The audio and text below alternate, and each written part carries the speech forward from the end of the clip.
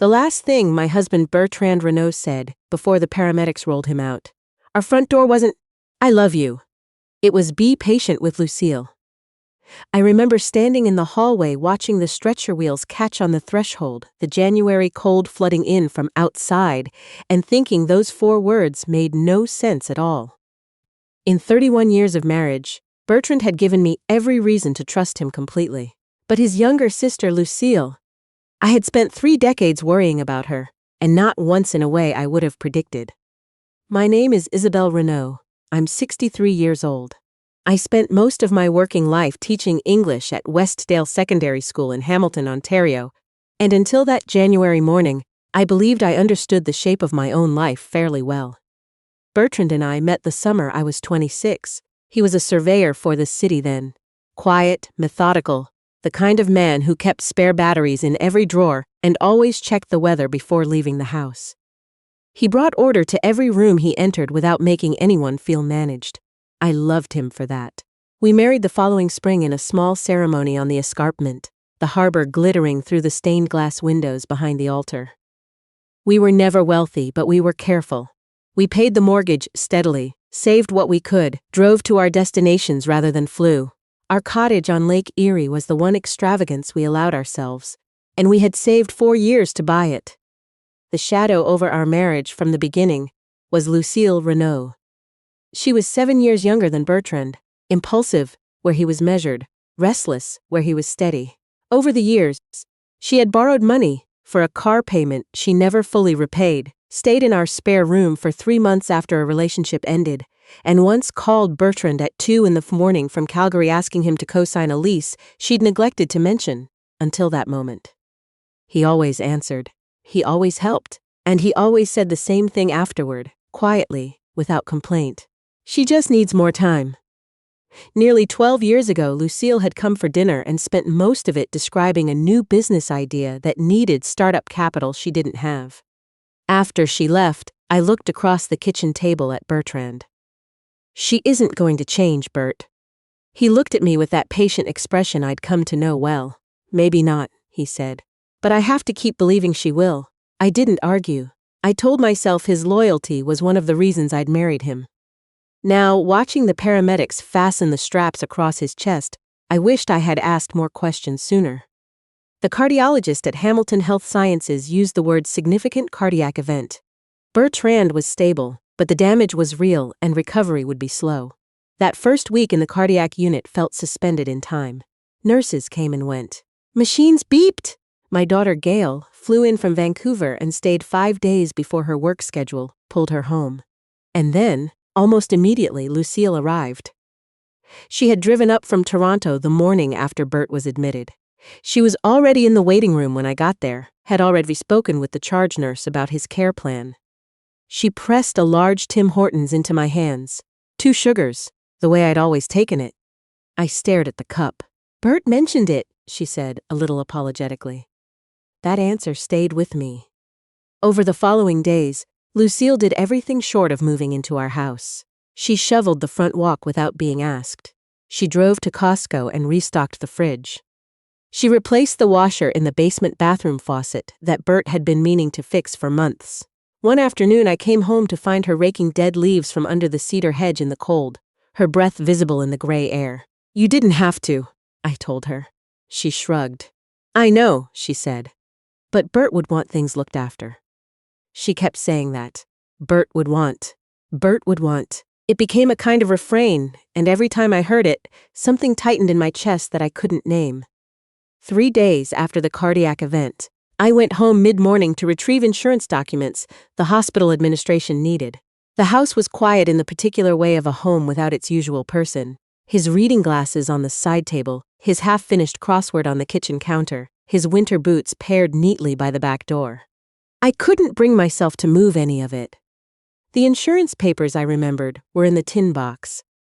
It was an old green metal lockbox that Bertrand kept on the basement shelving unit, behind paint cans and a box of Christmas lights we hadn't used in years. I'd always known it was there. He'd always been the one to open it. I found it exactly where I expected, but the latch, which required a key, was not fully closed. The tongue hadn't caught. Bert never left it unlatched. Never. I pulled the lid open. Inside were the expected things. The insurance folder, our wills, property documents, Gail's old vaccination records I'd never thrown out. I found the insurance papers quickly. I should have closed the lid and driven back to the hospital.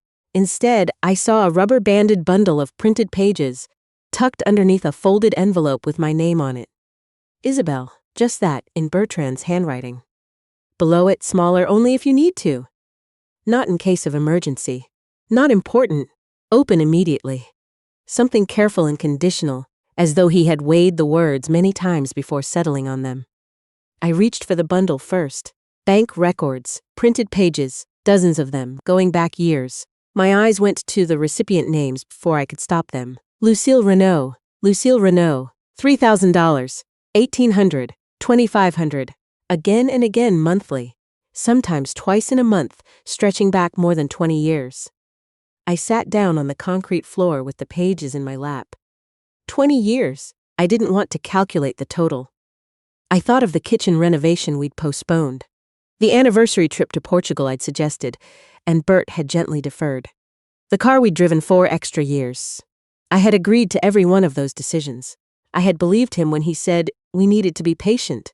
And all the while, the money had been moving somewhere he had never once mentioned. I opened the envelope. Inside was a letter in Bertrand's handwriting. Several pages folded together. I unfolded them and began to read. My dear Isabel, if you're reading this without me beside you to explain, then I didn't find the courage in time. And I'm more sorry for that than I can say. My eyes blurred. I kept reading. For more than 20 years, I have carried something I believed was mine alone to carry. I told myself I was protecting you. I'm not certain anymore that was entirely true. I think I was also protecting myself from watching the way you look at me change. I turned the page. There are things I've done that seemed right at the time, things I still believe were right, even now. But I know that doing a right thing in secret is not the same as being honest. You deserved honesty long before now. The letter continued for another page and a half. Then it stopped in the middle of a sentence. There is one person who has known the truth alongside me all these years, and I need you to understand that she... Nothing. The sentence simply ended. I checked every page, turned them over, checked inside the envelope. There were 3 pages. The rest was gone. I don't know how long I sat there on the basement floor. Long enough for the cold to move up through the concrete and into my legs. When I finally stood, my knees ached. I carried the papers upstairs to the kitchen table and spread them in the gray January light. One word stayed with me, the last word before the sentence broke off, she. When I heard Lucille's key in the front lock 20 minutes later, Bert had given her a spare years ago. I had already tucked the papers into my coat pocket. She came through carrying takeout from the Lebanese place on King Street. I thought you might not have eaten. She stopped when she saw my face. Is Bert? He's stable. I kept my voice level. Lucille, when did Bert last transfer money to you? The bag in her hand didn't drop, but something shifted behind her eyes. What do you mean? You heard me. She set the bag on the counter slowly. Isabel, I found the records. She went very still. 20 years. The amounts add up to something I don't want to say aloud. My voice was quieter than I expected. The shock had taken most of the heat out of it, at least for the moment. I need to understand what this is. She turned toward the window. I can't explain. Can't or won't. Both, barely audible. I placed the letter on the counter between us. She recognized it immediately. I watched the color leave her face. It ends mid-sentence, I said. The rest of the pages are missing. Did you take them? She didn't answer. Lucille. Yes, the word came out like an exhale. You took your own brother's letter to me. I was trying to. Don't say protect him. My voice finally cracked. Everyone seems to be protecting everyone except me. I have lived in this house for 31 years. I deserve to know what the two of you have been carrying. She covered her face with both hands. When she looked at me again, her eyes were wet. I had never seen Lucille cry. Not when their father died. Not when her marriage ended. Not once. He made me promise, she said. He should be the one to tell you, not me. She left without the takeout still sitting on my counter. That evening, I called our family lawyer, Deborah MacLeod, who had handled our wills and estate planning for 15 years. She answered her own phone. Isabel, I've been thinking about you. How is Bert today? Improving. Deborah, I have to ask you something directly. A pause. I found bank records, transfers to Lucille going back over 20 years, and a trust account I don't recognize. Silence, 2 full seconds of it. Oh, Isabel. You know. I know some things. Did Bert break any laws? No immediate. Firm. Did he steal from us? Absolutely not. Then what was the money for? She exhaled. I can't answer that. But I can tell you one thing, and I'm probably exceeding what I should say. I gripped the phone. When you look at those bank records, don't assume you already know who benefited. The line was quiet. What does that mean? It means, she said carefully, that you may be looking at this from the wrong direction entirely. I drove to the registry office the next morning. A clerk helped me search the trust number against public filings. Most information was sealed. But one document was accessible, a trust registration from 22 years ago.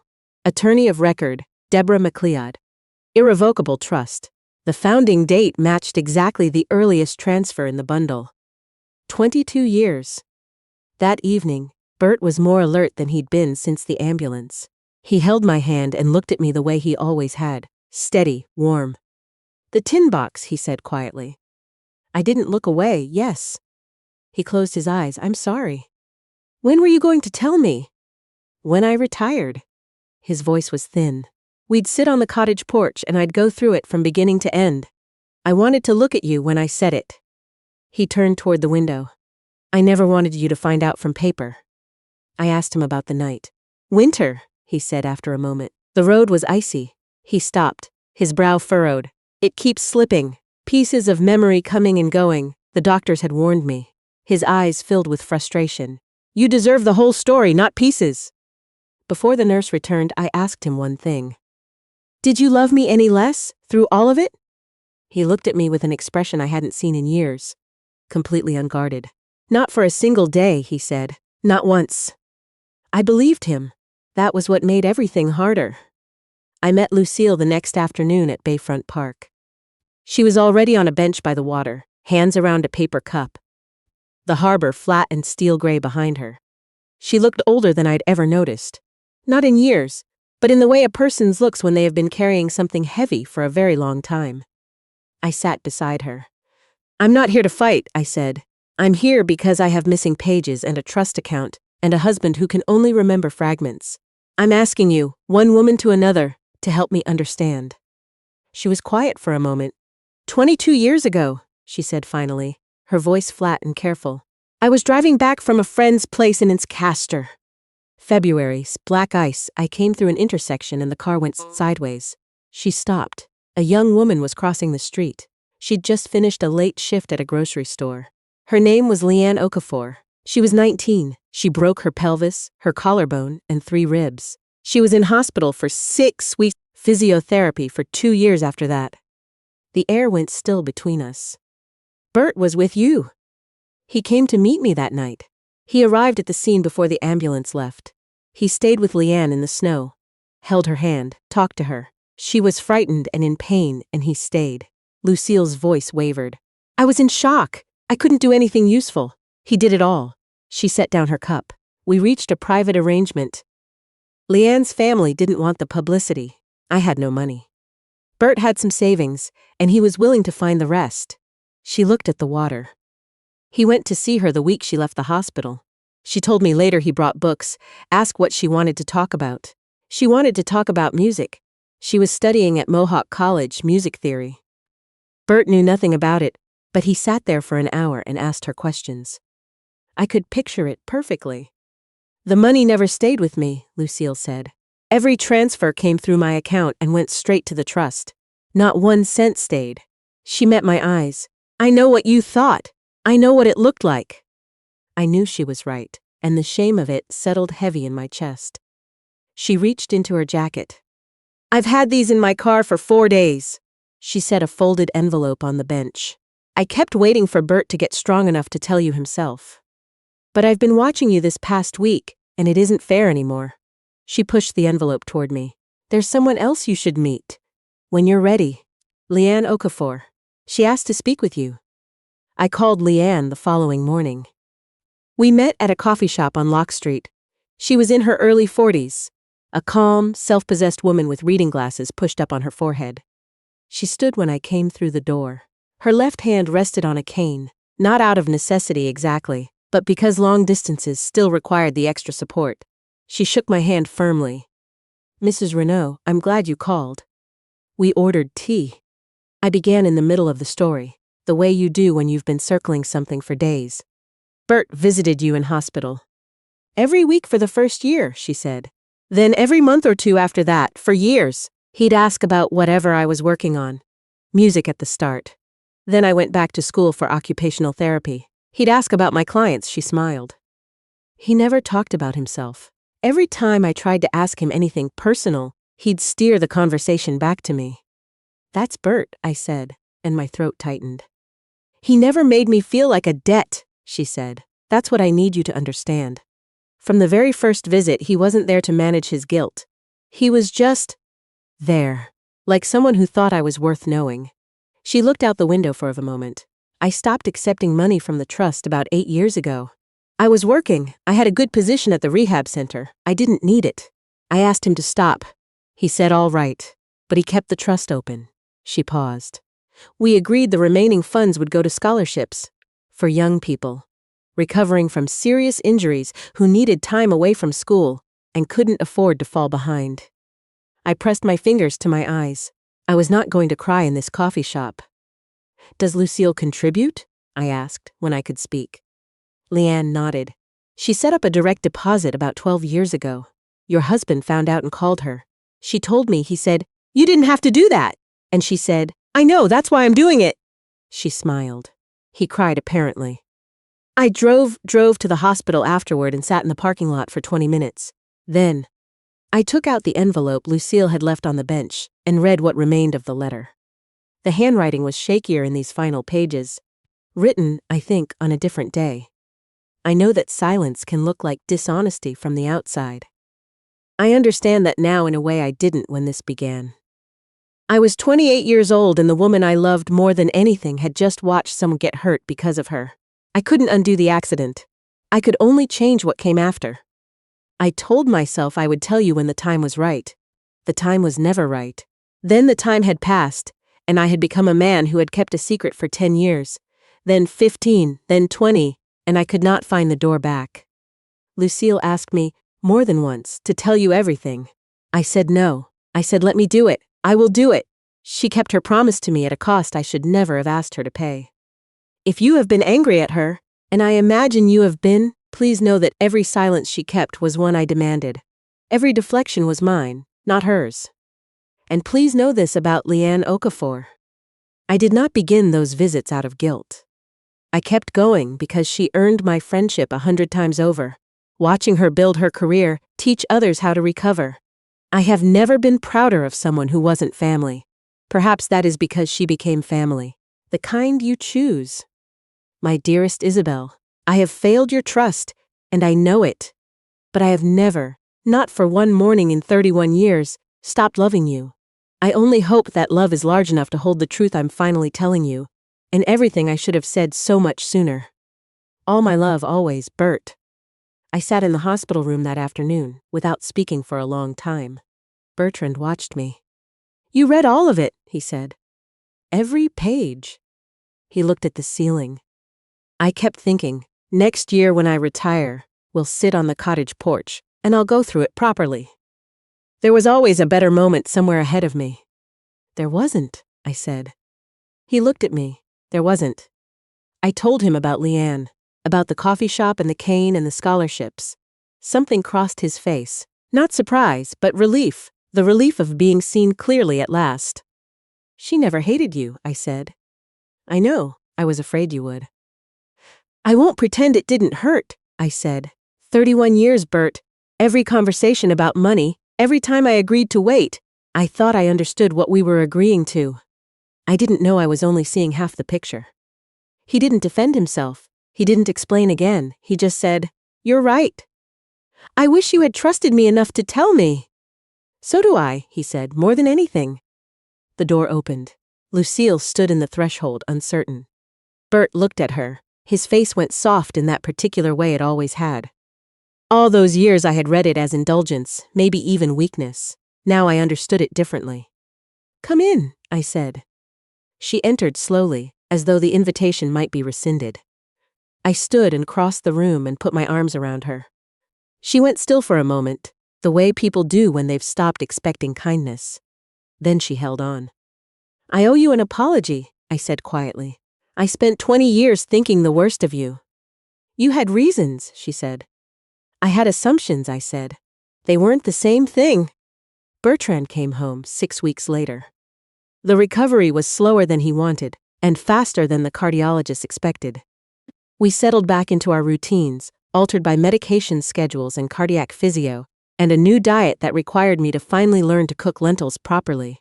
He complained about the lentils cheerfully, and at length. One evening in early spring, sitting on the back deck with tea, he said, "I'd like to go see Leanne." "I know," I said. "I'll come with you." She met us at her office at the rehab center, a bright, plant-filled room where she worked with people recovering from injuries and surgery. She hugged Bertrand carefully, mindful of his chest, then reached for my hand and changed her mind and hugged me instead. "I always wondered what you were like," she told me. "Bert talked about you every single visit for 20 years. You were never just the wife. You were always Isabel, the teacher who made her students read Alice Munro whether they wanted to or not." I laughed. "He never told me that." "He wouldn't," she said, smiling at Bert, who had the grace to look slightly caught out. We stayed 2 hours. Before we left, Leanne handed us each a printed program from a scholarship reception the previous autumn. 8 recipients, photographs, brief bios, young people from Hamilton and the surrounding region, all returning to school after serious injury or illness. Below the program was a donor list: Bertrand Renaud, Lucille Renaud, and below those, a growing number of other names, people who had heard about the fund over the years and added their own. On the drive home, Bert held the program in his lap and said nothing for a while. Then, "I'm glad she gave you the pages."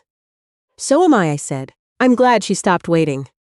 Later that year, Lucille called to say she had found a small space near the college, a unit above a dry cleaner on Barton Street, reasonable rent. She wanted to convert it into a drop-in tutoring center for scholarship students, a place to come when the coursework piled up, and the physiotherapy appointments had wrung out whatever energy they had. She'd spoken with Leanne, who agreed to help coordinate volunteers. "I have some savings," Lucille said, and I could hear the careful pride in it, the sound of someone offering something real. "Enough for the first 6 months of rent and basic furniture." "We'll match it," I said. A pause. "Isabel, you don't have to." "I know," I said. "That's why I'm doing it." The center opened on a Tuesday in November. Leanne cut the ribbon. Lucille stood beside her with the particular awkwardness of someone who has spent years deflecting attention, and I watched her look around the small, warm room.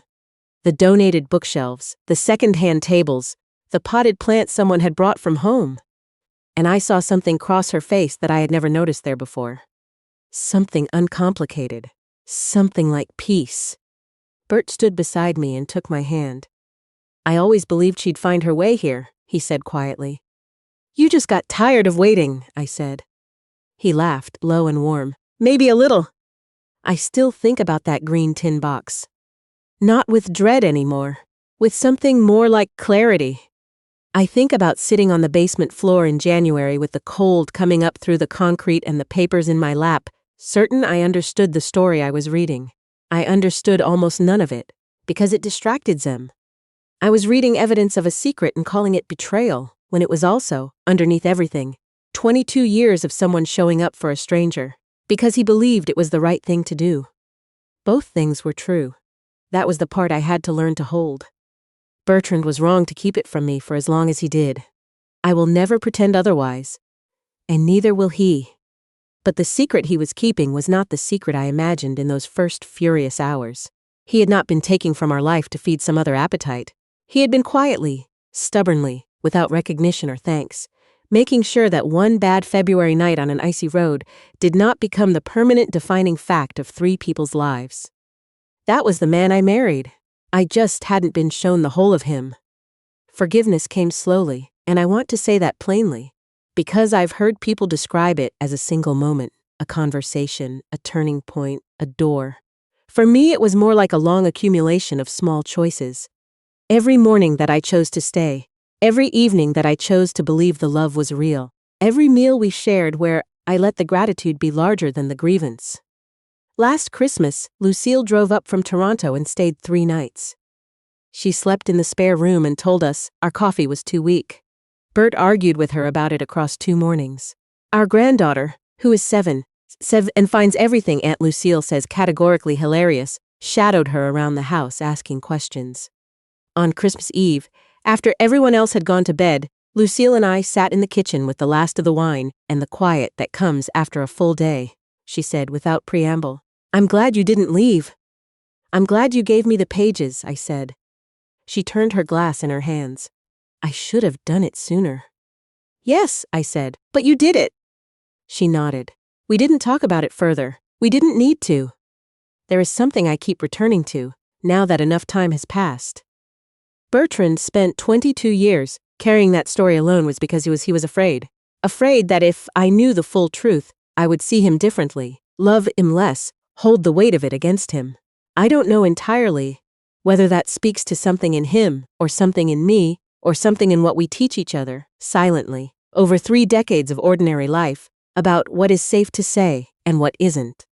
What I know is this.